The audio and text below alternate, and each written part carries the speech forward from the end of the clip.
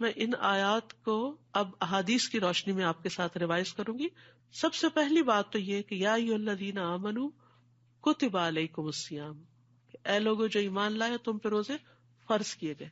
قرآن مجید کی اس آیت سے بھی پتہ چلتا ہے کہ روزہ ایک فرض عبادت ہے، اور حدیث سے بھی ہمیں پتہ چلتا ہے کہ روزہ فرض عبادت ہے. رسول اللہ صلی اللہ علیہ وسلم نے فرمایا بنی الاسلام علی خمس، اسلام کی بنیاد 5 چیزوں پر ہے. بہت سے لوگ اس کو پلرز کہتے ہیں، تو پلرز آپ کو پتا ہے کہ یہ پلر آپ کو دکھائی دے رہا ہے، یہ بنیاد میں نہیں ہے، یہ اوپر ہے. تو بنیاد نظر نہیں آتی ہوتی، یعنی عبادات جو ہماری ہیں یہ ہمارے دین کی، ہماری زندگی کی بنیادی چیزیں ہیں، بیسکس ہیں. اس کے بغیر تو کوئی مسلمان ہی نہیں کہلا سکتا اپنے آپ کو. تو وہ کیا ہے؟ فرمایا اسلام کی بنیاد، فاؤنڈیشن 5 چیزوں پر قائم کی گئی ہے. نمبر 1، گواہی دینا کہ اللہ کے سوا کوئی معبود نہیں، اور یقیناً محمد صلی اللہ علیہ وسلم اللہ کے رسول ہیں، یعنی کلمہ شہادت نمبر 1. نمبر 2، نماز قائم کرنا. نمبر 3، زکوٰۃ ادا کرنا. نمبر 4، بیت اللہ کا حج کرنا. نمبر 5، رمضان کے روزے رکھنا. یہ 5 چیزیں کیا ہو گئی؟ یہ فرائض میں شامل ہیں، بنیادوں میں شامل ہیں. اور یاد رکھیے یہ صرف ہم پر نہیں، ہم سے پہلی امتوں پر بھی فرض تھی. سارے انبیاء جو دعوت لے کر آئے وہ کس چیز کی تھی؟ توحید کی، کہ اللہ ایک ہے. اور بہت سے انبیاء نے اپنے لوگوں کو محمد صلی اللہ علیہ وسلم کی نبوت کی صداقت کے بارے میں بھی بتایا. نماز، ابراہیم علیہ السلام نے کعبہ کی تعمیر کس لیے کی تھی؟ کہ میں نے یہ گھر اس لیے بسایا ہے تاکہ اس کے آس پاس رہنے والے نماز قائم کریں، لیقیموا الصلاۃ. اور انہوں نے دعا بھی کیا کی تھی؟ رب اجعلنی مقیم الصلاۃ ومن ذریتی ربنا وتقبل دعا. پھر آپ دیکھیے اگلی چیز ہے زکوٰۃ ادا کرنا. زکوٰۃ بھی پچھلی شریعتوں میں رہی ہے. کان یأمر اہلہ بالصلاۃ والزکوٰۃ، وہ اپنے گھر والوں کو نماز اور زکوٰۃ کا حکم دیتے تھے. پھر بیت اللہ کا حج کب سے شروع ہوا ہے؟ ابراہیم علیہ السلام نے لوگوں کو حج کے لیے پکارا تھا، ٹھیک ہے. اور ابراہیم علیہ السلام سے پہلے کے بھی کعبہ کی تعمیر تو سب سے پہلے فرشتوں نے کی تھی. تو یہ ڈے 1 سے عبادت کا سمبل ہے. اور پھر رمضان کے روزے مسلمانوں پر فرض ہیں، اور پچھلی کتابیں بھی رمضان میں ہی نازل ہوئی. انجیل، تورات، یہ سب رمضان میں آئے. تو رمضان کا مہینہ ایک خاص عبادت کا، ہدایت کا مہینہ ہے. تقویٰ کے بعد دوسرا کی ورڈ جو ہے وہ کیا ہے؟ گائیڈنس، ہدایت. یعنی یہ مہینہ بہت سارے ادھر ادھر لاسٹ لوگوں کو ہدایت پر لے آتا ہے، روزے کے ذریعے، قیام کے ذریعے، قرآن کے ذریعے. اور پھر آپ دیکھیے ہدایت کے درجے ہوتے ہیں. ایک ہوتا ہے بیسک لیول، اور جب علم آتا ہے تو انسان بیسک لیول سے اوپر کے درجے طے کرنے لگتا ہے. آپ جس بھی لیول پر ہے، یہ مجھے تو نہیں پتا، اور شاید مجھے اپنا بھی نہ پتا ہو کہ میں کس درجے پر ہوں، لیکن جب انسان قرآن سے رمضان میں تعلق قائم کرتا ہے تو یقیناً قرآن کی آیات کے ساتھ ساتھ اس کی ہدایت کا لیول بھی اپ جاتا ہے. تو ہم سب یہ نہ سوچیں ہم نے قرآن پڑھ رکھا ہے، ہم روزے بھی رکھ رہے ہیں، اور کیا چاہیے، نمازیں بھی پڑھتے ہیں، صدقہ بھی کرتے، سب ٹھیک ہے، بہت اچھی بات ہے، لیکن اٹس نیور انف. یہ کافی نہیں ہوتا. ہمیں موٹیویشن چاہیے ہوتی ہے، ہمیں انسپریشن چاہیے ہوتی ہے. وہ بعض اوقات ہم انسانوں سے لے رہے ہوتے ہیں، نہیں، ڈائریکٹ قرآن سے لیجئے، محمد صلی اللہ علیہ وسلم سے لیجئے. تو انشاءاللہ رمضان میں قرآن کے ساتھ ہدایت کا یہ لیول اوپر جائے گا. اور ہدایت بھی 2 طرح کی ہوتی ہے. ایک ہدایت ارشاد ہوتی ہے جس میں انسٹرکشنز ملتی ہیں جو ہمیں قرآن سے ملیں گی انشاءاللہ، اور دوسری ہدایت توفیق ہوتی ہے. رمضان میں ہدایت توفیق بھی زیادہ ہوتی ہے کیونکہ نیکیوں کا موسم بہار ہے، تو اس لیے سب نیکی کر رہے ہوتے تو ہمیں بھی نیکی کرنے کا موقع مل جاتا ہے، شوق پیدا ہو جاتا ہے. تو اس لیے رمضان میں انشاءاللہ تقویٰ کے بعد کس پہ فوکس کرنا ہے؟ ہدایت پہ. تو روزہ ایک فرض عبادت ہے. رسول اللہ صلی اللہ علیہ وسلم نے فرمایا یہ ایسا فرض ہے جو کفایت کرنے والا ہے، یعنی آخرت میں انسان کو کافی ہو جائے گا. پھر اسی طرح یحییٰ علیہ السلام کے بارے میں آتا ہے کہ انہوں نے بنی اسرائیل کو جمع کیا، مسجد بھر گئی تو وہ ایک ٹیلے پہ بیٹھ گئے، اللہ کی حمد و ثنا بیان کی. پھر فرمایا اللہ نے مجھے 5 باتوں کا حکم دیا کہ میں خود بھی ان پہ عمل کروں اور تمہیں بھی عمل کرنے کے لیے کہوں. سب سے پہلی بات یہ کہ تم صرف اللہ کی عبادت کرو، کسی کو اس کے ساتھ شریک نہ ٹھہراؤ. پھر فرمایا میں تمہیں نماز کا حکم دیتا ہوں.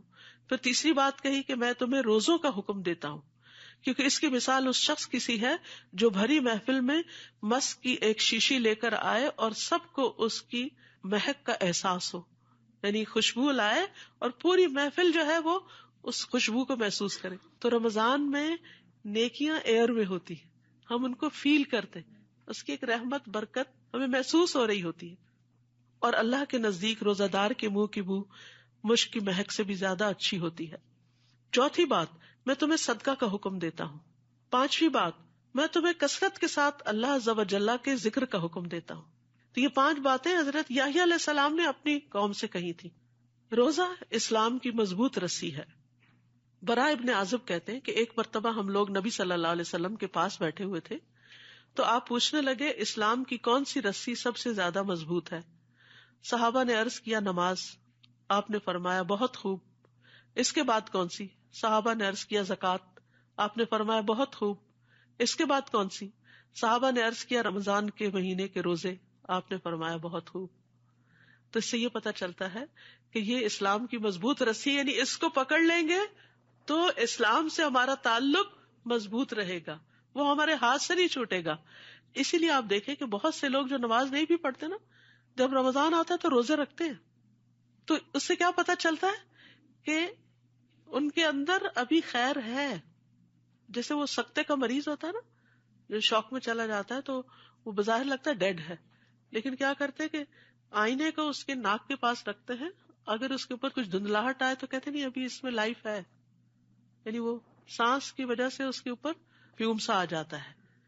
تو اسی طرح اگر ایک شخص ٹوٹلی آؤٹ ہے اسلام سے لیکن رمضان آتا ہے اور روزہ رکھنا شروع کر دیتا ہے، اس کا مطلب ہے ابھی اس میں جان ہے، اس میں خیر ہے. رمضان میں اگر یہ قرآن کی طرف آ جائے تو اس کی خیر باہر نکل آئے گی، وہ بہت اچھا بن جائے گا. تو اللہ سبحانہ وتعالیٰ نے ہمیں بہت بڑی نعمت عطا کی ہے کہ ہم اس سے اسلام کے ساتھ اپنے تعلق کو اور مضبوط کریں. کیونکہ رسی کیا کرتی ہے؟ باندھتی ہے. رسی پکڑنے کے کام آتی ہے، یعنی کسی بلند سے بلند پہاڑ پہ بھی آپ کو چڑھنا ہو تو رسی پکڑ پکڑ کے آپ اوپر ٹاپ پہ جا سکتے ہیں. تو اس لیے روزہ جو ہے ایک مضبوط رسی بھی ہے. قرآن کو بھی رسی کہا گیا، وَاعْتَصِمُوا بِحَبْلِ اللَّهِ جَمِيعًا. تو حدیث میں آتا ہے قرآن جو ہے وہ حبل اللہ المتین ہے، اللہ کی مضبوط رسی ہے. پھر سب سے منفرد عمل ہے. رسول اللہ صلی اللہ علیہ وسلم نے فرمایا اپنے اوپر روزے کو لازم کر لو، کیونکہ روزے جیسا کوئی عمل نہیں. خیر کا دروازہ. روزہ کیا ہے؟ خیر کا دروازہ. معاذ بن جبل کہتے ہیں نبی صلی اللہ علیہ وسلم نے ان سے فرمایا کیا میں تمہیں خیر کے دروازے کے بارے میں نہ بتاؤں؟ روزہ ڈھال ہے اور صدقہ گناہوں کو بجھا دیتا ہے. ایک اور حدیث میں بھی آتا ہے الصیام جنتن، روزہ آگ سے ڈھال ہے. آگ سے بیچ میں بریکٹ میں لاتے ہیں کہ جس طرح ڈھال دشمن کے وار سے بچاتی ہے تو روزہ بھی دنیا میں شیطان کے وار سے بچاتا ہے اور نتیجتاً آخرت میں آگ کے عذاب سے بچاتا ہے. فرمایا جس طرح لڑائی میں تم میں سے کسی کی ڈھال ہوتی ہے. ایک اور حدیث میں فرمایا بے شک روزہ تو ایک ڈھال ہے جس کے ذریعے بندہ جہنم سے اپنا بچاؤ کرتا ہے.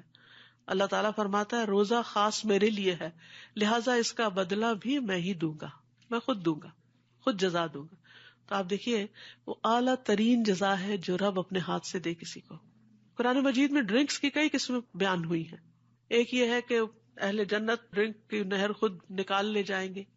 اس سے اگلا لیول یہ ہے کہ جنت کے جو ولدان ہوں گے غلمان وہ شراب سرو کریں گے. اور تیسرا کیا ہے جو ہائیسٹ لیول ہے وَسَقَاهُمْ رَبُّهُمْ شَرَابًا طَهُورًا، ان کا رب ان کو شراب طہور پلائے گا. تو عام عبادات کا اجر تو ملے گا ہی، لیکن روزے کی جزا خود اللہ سبحانہ وتعالیٰ آپ کو دے گا. وہ کتنی بڑی جزا ہوگی، وہ اس کی شان کے مطابق جو بھی ہوگی اللہ ہم سب کو نصیب فرمائے. پھر اسی طرح روزہ ایک مضبوط قلعہ بھی ہے.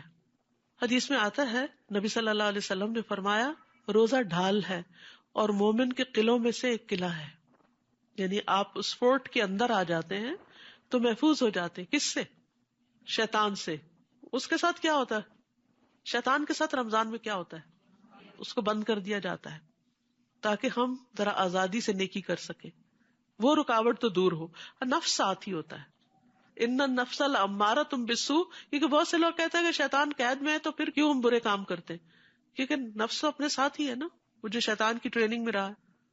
تو اس کو مارنے کے لیے کیا ہے پھر روزہ. نفس کو روزہ مارتا ہے. تو پھر روزے سے اسٹرینتھ حاصل ہوتی چلی جاتی ان چیزوں سے فائٹ کرنے کی. یہ تو تھے روزے کے فائدے. کہ کیا کیا فائدے ہیں روزے کے. کچھ اور فائدے بھی ہیں اور وہ اس کے ثواب اور فضیلت کے بارے میں ہے. کوئی ایک فائدہ آپ میں سے بتائے گا کوئی؟ روزہ رکھ کے کیا ملے گا آپ کو؟ جہنم سے 70 سال کی دوری. حدیث میں آتا ہے جو بندہ بھی اللہ کے راستے میں ایک دن روزہ رکھتا ہے، اللہ اس دن کی وجہ سے، اس ایک دن کی وجہ سے اس کے چہرے کو 70 برس کی مسافت تک آگ سے دور کر دیتا ہے. اتنا بڑا فائدہ ہے اس کا. اور کوئی فائدہ بتائیے روزے کا کیا فائدہ؟ کیونکہ فائدہ پتا ہو تو انسان کی ذرا موٹیویشنل لیول ہائی ہوتا ہے نا. خاص دروازہ آپ کے شایان شان الریان، اس میں سے داخل کیا جائے گا جنتیوں کو.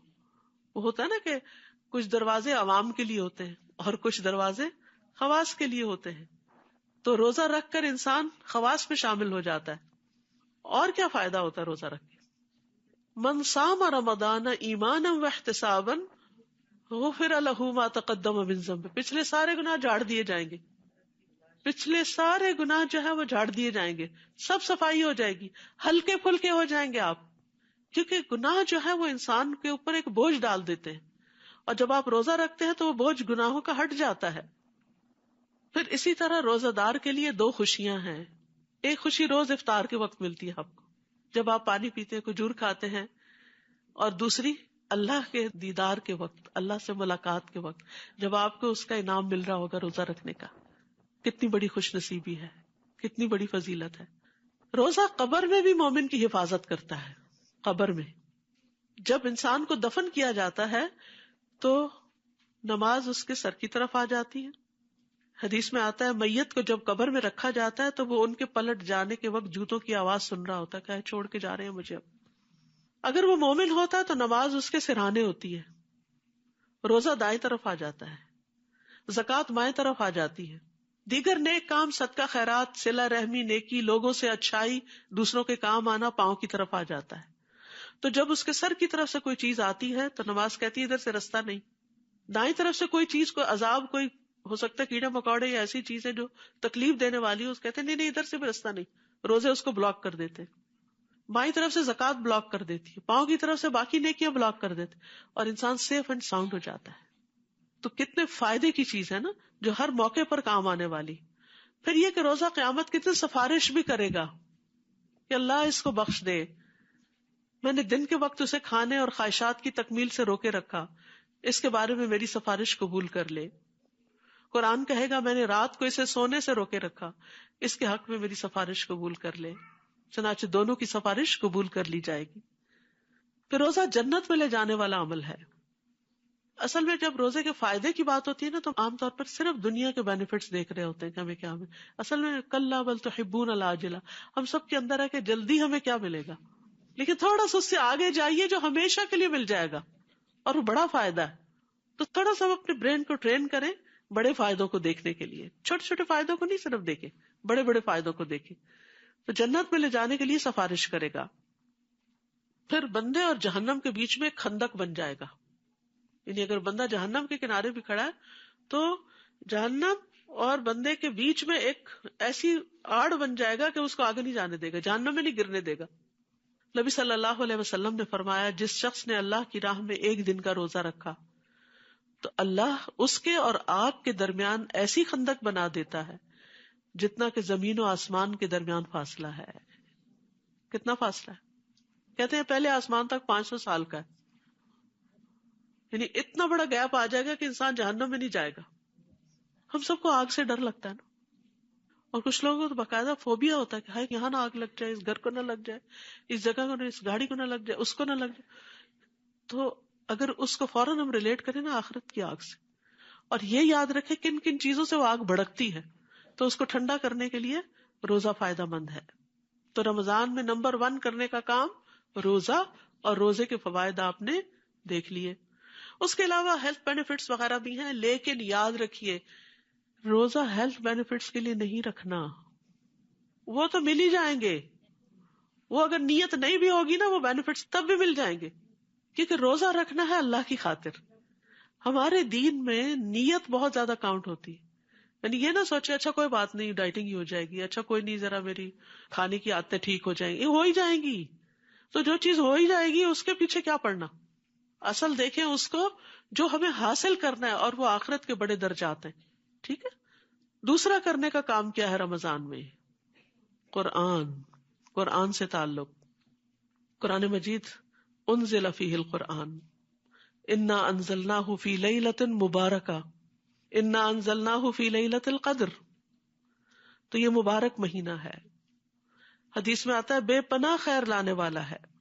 جب رمضان آیا تو نبی صلی اللہ علیہ وسلم نے فرمایا بے شک تم پر یہ مہینہ آ گیا اور اس میں ایک ایسی رات ہے جو 1000 مہینوں سے بہتر ہے. جو اس سے محروم رہا وہ ہر طرح کی خیر و بھلائی سے محروم رہا، اور اس کی خیر سے محروم وہی ہوگا جو واقعی محروم رہے گا. اس کے بعد پھر اس سے کسی خیر کی توقع نہیں کی جا سکتی. آسمان کے دروازے کھلنے کا مہینہ ہے یہ. جب رمضان آتا ہے تو آسمان کے دروازے کھول دیے جاتے ہیں، جہنم کے دروازے بند ہو جاتے ہیں، جنت کے دروازے کھول دیے جاتے ہیں. تو رمضان میں جب قرآن آتا ہے، جیسے سورۃ فاتح نازل ہوئی، آسمان کا وہ دروازہ کھلا جو پہلے کبھی نہیں کھلا تھا، اور وہ آیات اتری جو پہلے کبھی نہیں اتری تھی، اور وہ سورۃ الفاتح کی آیات تھی جس سے قرآن کی ابتدا ہوتی ہے، جس سے دعائیں قبول ہوتی ہیں. تو قرآن جو ہے اول و آخر ہدایت کی کتاب ہے، اس لیے اس کی فضیلت اور برکت سے فائدہ اٹھانا چاہیے. پھر رمضان میں تراویح یاد رکھیے ایک نفل عبادت ہے. تو تراویح سے زیادہ کس عبادت کی فکر کرنی ہے؟ فرضوں کی، فرض عبادت کی. یہ نہیں کہ صبح ساری کھا کے کہ مجھے ذرا غنود کیا ہے میں تھوڑا سا ریسٹ کر کے فجر پڑھتی ہوں اور اتنے میں گئی فجر. آپ کو نہانے کی ضرورت ہے، اچھا ابھی نہاتی ہوں اور اتنے میں سورج نکلنے کے قریب ہو گیا اور گئی فجر. یہ غلطی کبھی نہیں کرنی. نمازوں کی حفاظت. قرآن مجید میں اللہ تعالیٰ فرماتے ہیں حافظوا علی الصلوات والصلاۃ الوسطی. نمازوں کی حفاظت کرو، خاص طور پہ درمیانی نماز. درمیانی کون سی ہے؟ عصر. یہ نہ ہو کام سے واپس آئیں اور سوئیں اور افطار کے وقت آپ کو اٹھایا جائے اور گئی عصر. نہیں، ٹارگٹ یہ رکھے ایک نماز نہیں ہاتھ سے جانے دینی انشاءاللہ، اور وقت پر پڑھنا ہے ان کو. اور جب فرض انسان ادا کرتا ہے نا تو اس کو اللہ تعالیٰ کا قرب ملتا ہے. حدیث میں آتا ہے فرائض کی ادائیگی سے زیادہ بندہ کسی چیز سے میرا قرب حاصل نہیں کرتا. قرب کا کیا مطلب؟ اللہ کے کلوز ہونا. ہر ایک کا دل چاہتا ہے وہ اللہ کے کلوز ہو، اور جو اللہ کے قریب ہو جاتا ہے اس کو پھر ہر طرح کے بینیفٹس مل جاتے ہیں. اب دیکھیے کہ ہم دنیا میں جن لوگوں سے زیادہ قریب ہوتے ہیں مشکل میں وہ ہمارے کام آتے ہیں، ان سے محبتیں زیادہ ملتی ہیں. تو یعنی خاص قرب حاصل کرنا جو ہے وہ نمازوں کے ذریعے اور فرض ادا کرنے کے. اور پھر اللہ تعالیٰ فرماتے ہیں کہ پھر جب میں اس سے محبت کرنے لگتا ہوں اس کا کان بن جاتا ہوں جس سے وہ سنتا ہے، اس کی آنکھ بن جاتا ہوں جس سے وہ دیکھتا ہے، یعنی اس کے اندر ایک وزڈم آ جاتی ہے. اس کا ہاتھ بن جاتا ہوں جس سے وہ پکڑتا ہے، اس کا پاؤں بن جاتا ہوں جس سے وہ چلتا ہے. یعنی اس کی زندگی ہی بدل جاتی ہے. اور اگر وہ مجھ سے کچھ مانگتا ہے تو میں اسے ضرور دے دیتا ہوں، اور اگر وہ مجھ سے پناہ مانگتا ہے تو میں اس کو پناہ بھی دیتا ہوں. تو ہمیں رمضان میں فرض نمازوں کی پابندی کرنی ہے، اور پھر نفل رات کا قیام بھی. اول رات کریں، فرض پڑھ کے عشاء کے سو کے درمیان رات کریں، آخری حصے میں کریں، جب جی چاہے کریں، کوئی پابندی نہیں. اول رات میں کیوں کر لیتے ہیں سب؟ عشاء کے بعد ہی آسانی کے لیے، تاکہ ایک ہی دفعہ پھر سو جائیں، آرام کر لیں. اور پھر دوسرا یہ کہ مساجد میں اسی وقت میں ہوتا ہے تو انسان سب کے ساتھ مل کے جب کرتا ہے تو آسان ہو جاتا ہے. اگر آپ گھر میں بھی کر رہے ہیں نا ایک جگہ مقرر کریں، یہ نہیں آج یہاں جائے نماز ڈالی کل وہاں نہیں. اپنا ایک پریئر کارنر بنائیں، اس میں اپنا ایک ماحول بنائیں. زید بن ثابت کہتے ہیں کہ رسول اللہ صلی اللہ علیہ وسلم نے رمضان میں ایک حجرہ بنا لیا یا بوریے سے اوٹ کر لی، یعنی کرٹن ڈال لیا. پھر آپ نے کئی راتیں اس میں نماز پڑھی، یعنی سیکلوڈ ہو کے. صحیح مسلم میں آتا ہے فرض نماز کے بعد سب سے زیادہ فضیلت والی نماز رات کی نماز ہے. قیام اللیل رب کے قریب کرنے اور گناہوں سے دور کرنے کا ذریعہ ہے.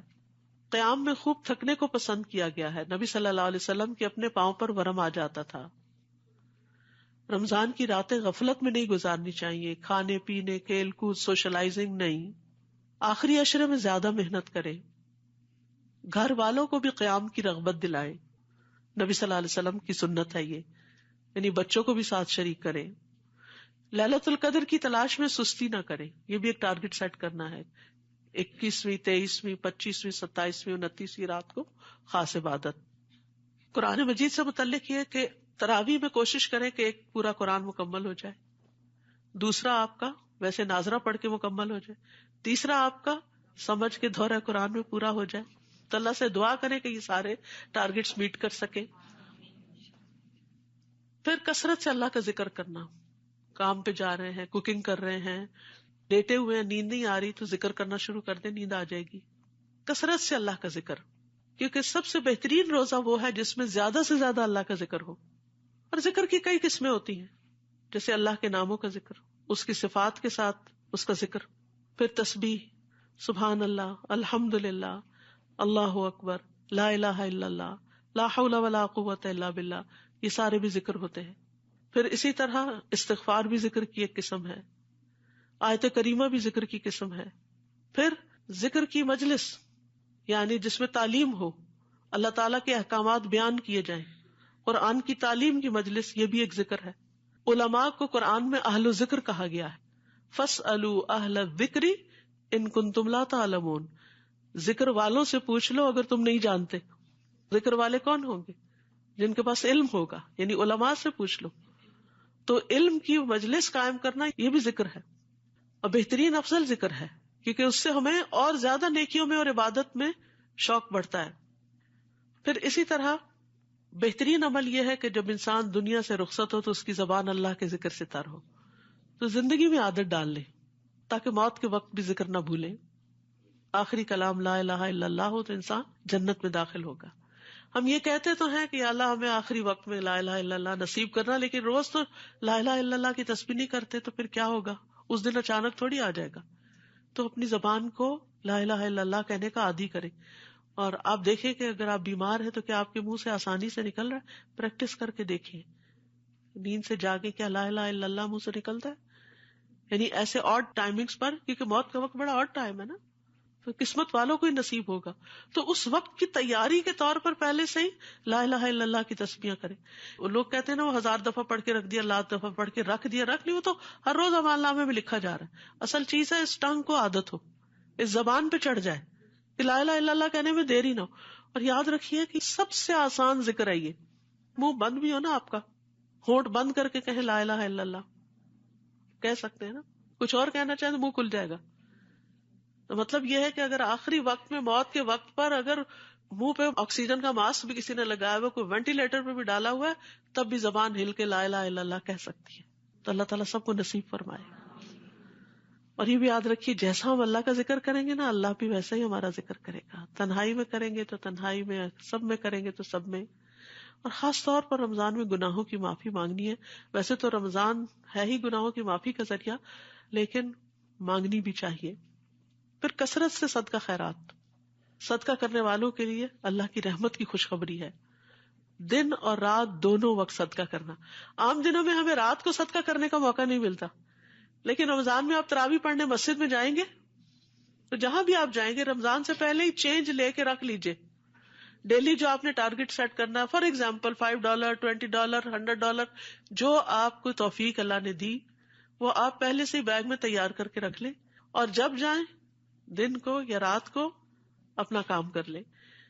الذین ينفقون اموالهم باللیل والنہار، لیل پہلے آئی ہے، سرا وعلانیہ، چھپا کے اور دکھا کے. فلہم اجرہم عند ربہم ولا خوف علیہم ولا ہم یحزنون. وہ لوگ جو اپنے مال رات اور دن چھپے اور کھلے خرچ کرتے ہیں، ان کے لیے ان کے رب کے پاس بہت بڑا اجر ہے. رات اور چھپا کے، یعنی رات کو اندھیرے میں جب کسی کو دیتا ہے انسان تو پتہ نہیں چلتا، اور اسی طرح دن کو بھی اگر کوئی دیکھ بھی لے تو اس کو بھی ہو سکتا ہے آپ کی وجہ سے شوق آ جائے صدقہ کرنے کا. صرف خود ہی نہیں، بچوں کو بھی ٹارگٹ دے. چاہے آپ ان کو مہینے کے $30 ہی دے دیں نا، 30 کے کوائن، بیٹا ہر روز $1 ڈالنا. وہ نہیں مسجد روز آپ آ رہے تب بھی کوئی گھر میں ایسا باکس رکھوا دیں جس میں وہ ہر روز اپنی جیب سے نکال کے اس میں ڈال دیں، اور پھر اس میں سے نہ نکالے، وہ پھر صدقے کا ہو گیا، پھر آپ کا نہیں رہا، آپ کے ہاتھ سے چلا گیا. اور پھر جب مسجد جائیں یا جہاں بھی دینا ہو وہاں پر اکٹھے دے دیں. پھر اسی طرح صدقہ جو ہے وہ گناہوں کو مٹانے کا سبب ہے اور خوف اور غم مٹاتا ہے. جیسے اوپر آیا نا فلا خوف علیہم ولا ہم یحزنون، ان پر نہ کوئی خوف ہوگا نہ ہی وہ غمگین ہوں گے. پھر آگ سے بچنے کا ذریعہ ہے. فرمایا تم میں سے جس کی طاقت ہو وہ آگ سے بچ سکے تو ایسا ضرور کرے، اگرچہ آدھی کھجور صدقہ کر کے ہی کیوں نہ. تو اس سے پتہ چلتا ہے کہ صرف کیش کوائنس کا ہی نہیں صدقہ، کھانے پینے کی چیزوں کا بھی صدقہ ہوتا ہے. اچھا صدقہ ایک بہت وسیع مفہوم ہے. ہم سمجھتے ہیں صدقہ صرف غریب فقیر مسکین کو دیا جا سکتا ہے. شوہر اگر اپنی بیوی کو پانی کا گھونٹ بھی پلاتا ہے تو وہ اس کے لیے صدقہ لکھا جاتا ہے. بیوی تو پلاتی رہتی ہے نا، لیکن شوہر کو بھی یہاں پر موٹیویٹ کیا گیا کہ وہ بھی کبھی پلا دے.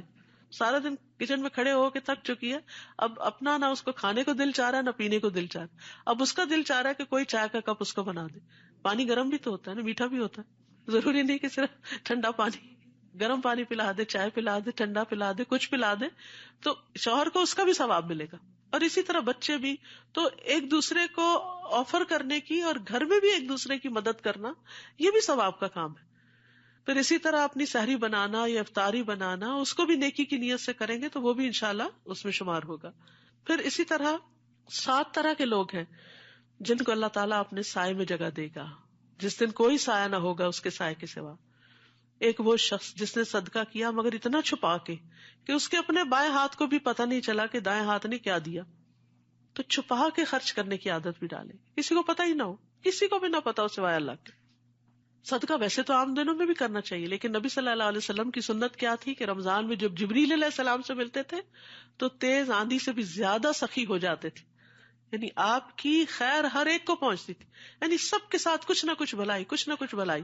رشتہ داروں کا بھی خیال رکھنا ہے، غریبوں مسکینوں کا بھی رکھنا ہے، دینی اداروں کا بھی رکھنا ہے، مساجد کا بھی رکھنا ہے. یعنی جہاں کوئی نیکی اور خیر کا کام نظر آئے اس میں حصہ ڈالنے کی کوشش کرنی ہے. حدیث بہت ہی خوبصورت ہے. جبریل علیہ السلام رمضان کی ہر رات میں آپ سے ملاقات کرتے، ہر رات میں ریگولرلی، اور آپ کے ساتھ قرآن کا دور کرتے. غرض رسول اللہ صلی اللہ علیہ وسلم لوگوں کو بھلائی پہنچانے میں بارش لانے والی ہوا سے بھی زیادہ جود و کرم فرمایا کرتے تھے. یاد رکھیے الکلمۃ الطیبۃ صدقہ، اچھی بات کسی کو بتا دینا صدقہ. بعض اوقات کوئی آپ سے سوال کرتا ہے، مسئلہ پوچھتا ہے، آپ کہتے کیا اس کو اتنا بھی نہیں پتا؟ میں نہیں بتا رہی اس کو، پہلے بتایا تو تھا، پھر دوبارہ وہی بات پوچھ لے. کہ تو بچوں کے ساتھ ہم یہی کرتے. نہیں، اچھی بات ہے نا، کر لے گا کوئی عمل تو آپ کو ہی ثواب ہوگا، وہ بھی صدقہ ہے. الکلمۃ الطیبۃ صدقہ، کلمہ طیبہ صدقہ ہے. رمضان میں خصوصاً روزہ افطار کروانا صدقہ ہے. مختلف مساجد میں جو افطاری کا انتظام ہوتا ہے اس میں کھلے دل سے پیسے ڈالنا، کیونکہ گھر میں بلا کے بعض اوقات اہتمام تو کرتے ہیں لیکن اس میں اتنی مصروفیت ہو جاتی ہے کہ پھر وہ نمازوں کا اور بہت سا اور کام کرنے کا جو ہے نکل جاتا ہے. تو جہاں اجتماعی افطاریاں ہو رہی ہوں، یہاں ہو، بیک ہوم ہو، کہیں ہو، تو افطار میں جو ہے وہ ثواب کیا ہوتا ہے کہ جتنے لوگ آپ کے اس سے روزہ کھولیں گے ان سب کا ثواب ان کو بھی ملے گا اور آپ کو بھی ملے گا. پھر اس کے علاوہ عمومی طور پر نیک اعمال کرنا، خیر اور بھلائیوں کے کام کرنا، کیونکہ ہر روز رمضان میں فرشتہ پکارتا ہے، اے خیر کے طالب خوشی سے آگے بڑھ، اور اے شر کے طالب رک جا، یہاں تک کہ رمضان ختم ہو جاتا. ہر روز پکار آتی. لہذا خیر اور بھلائیوں میں سبقت کرنی ہے، اچھی بات کرنا، کھانا کھلانا، والنٹیئر کرنا. جیسے اب یہ دورہ قرآن کا انتظام ہے، اس میں اگر کوئی جلدی آ کر کرسیاں لگا دیتا ہے ایلڈرلی کے لیے، یا کسی بڑے کو اپنی جگہ بٹھا دینا، یعنی بعض اوقات بچیاں کرسیوں پہ بیٹھ جاتی ہیں، اس میں دیکھنا کہ کوئی بڑا آیا ہے تو ان کے لیے جگہ چھوڑ دینا، یہ سارے نیکی کے کام ہیں. یعنی جو من تطوع خیرن، جو خوشی سے نیکی کرے، یعنی والنٹریلی نیکی کرے، کسی کے کہنے پہ نہیں، اپنے دل کی رضامندی سے، تو وہ اس کے اپنے ہی لیے اچھا ہے. آج آپ کسی کو کرسی آفر کر رہے ہیں، ہو سکتا ہے کل کسی شدید ضرورت میں کوئی آپ کو کر دے، کیونکہ جو خیر انسان کرتا ہے واپس اسی پہ پلٹتی. اس کا فائدہ کسی اور کو تو ہوتا ہے لیکن اس کو خود بھی ہوتا ہے. کسی نے خوب کہا تھا کہ نماز نمازی کو آدھے رستے تک پہنچاتی ہے، روزہ بادشاہ کے دروازے پہ پہنچا دیتا ہے، صدقہ ہاتھ پکڑ کے اندر داخل کروا دیتا ہے. اسی لیے ہمارے دین میں صدقے کی بہت اہمیت ہے. سورۃ المنافقون جہاں ختم ہوتی ہے وہاں پر ایک آیت بڑی خوبصورت ہے کہ موت سے پہلے پہلے صدقہ کر لو. کہیں ایسا نہ ہو کہ کوئی یہ کہے کہ اے میرے رب، مجھے تو نے تھوڑی سی مہلت اور کیوں نہ دی کہ میں صدقہ کرتا اور میں نیک لوگوں میں شامل ہو جاتا. تو وَلَن يُؤَخِّرَ اللَّهُ نَفْسًا إِذَا جَاءَ أَجَلُهَا، جب موت کا وقت آتا ہے تو اللہ تعالیٰ کسی کو مہلت نہیں دیتا. تو موت کے آنے سے پہلے پہلے انسان صدقہ کر لے. اور اگر قبر والوں کو باہر نکال کے پوچھا جائے کیا کرو گے تو شاید سب سے پہلے صدقہ کرنا چاہے. موت کے وقت انسان کی تمنا کیا ہوگی؟ میں اور صدقہ کر لیتا. کیونکہ انسان مال کی محبت میں بڑا شدید ہے. جتنی بھی چیزوں سے محبت کرتا ہے ان میں سب سے ٹاپ پر اس کے مال کی محبت ہے. حتیٰ کہ بعض اوقات اولاد کو بھی اگنور کر دیتا ہے مال کمانے کی خاطر. آج آپ دیکھیں کہ بہت سی مائیں ایسی ہیں کہ جو اپنے بچوں کو سارا دن ڈے کیئر میں چھوڑ کر صرف پیسے کماتی ہے، کیونکہ اس سے ان کو خوشی ملتی ہے، ایک سیٹسفیکشن ملتی ہے. ان کو ضرورت نہیں ہوتی، ان کے ہسبینڈ اچھا کما رہے ہوتے ہیں، ان کی ضروریات پوری ہو رہی ہوتی. تو یہ جو مال کی محبت ہے اس نے اولاد کو بھی نگاہوں سے دور کر دیا، تربیت سے دور کر دیا. اور پھر آخری چیز یہ کہ گناہوں سے بچنا ہے، خاص طور پر جھوٹ کو چھوڑنا ہے، جھوٹ کی جگہ سچائی کو لے کر آنا ہے، لغو اور رفث سے بچنا ہے. رسول اللہ صلی اللہ علیہ وسلم نے فرمایا روزہ صرف کھانا پینا چھوڑنے کا نام نہیں، روزہ تو لغو یعنی بے فائدہ بےہودہ کام اور رفث یعنی جنسی خواہشات پر مبنی حرکات اور کلام سے بچنے کا نام ہے. اور جو شخص بری باتیں اور جھوٹ نہ چھوڑے اللہ کو اس کے کھانا پینا چھوڑنے کی کوئی ضرورت نہیں ہے.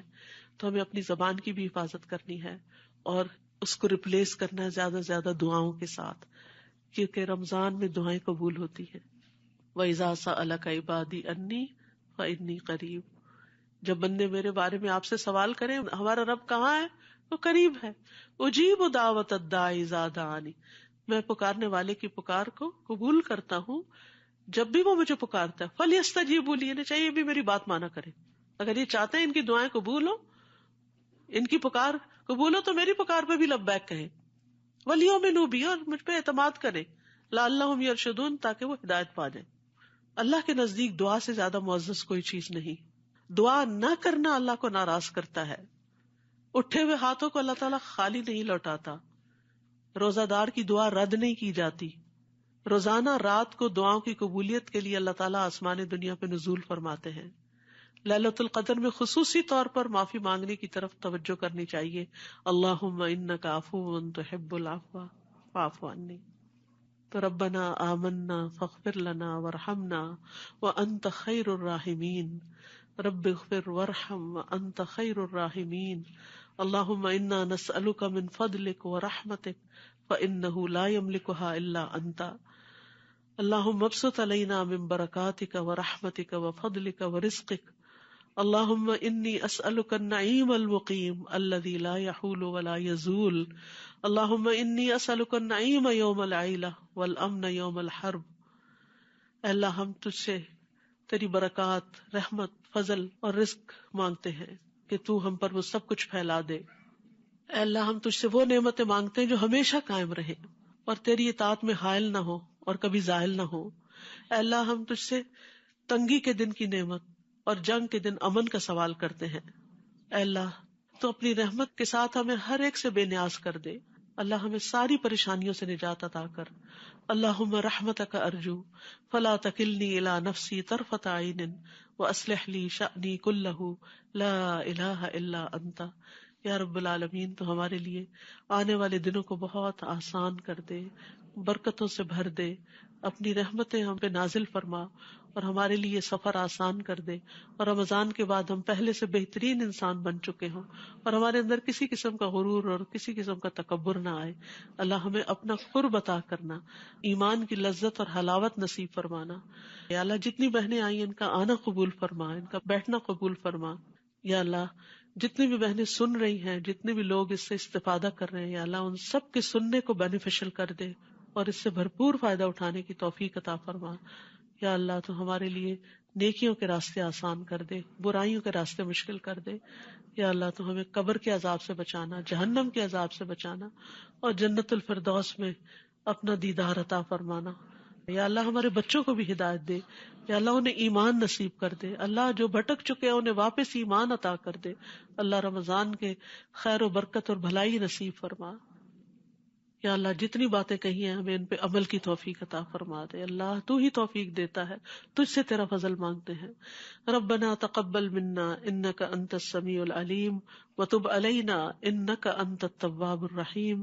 وصلی اللہ تعالی علی خیر خلقہ محمد وعلی آلہ واصحابہ واہل بیتہ اجمعین برحمتک یا ارحم الراحمین. الہی آمین.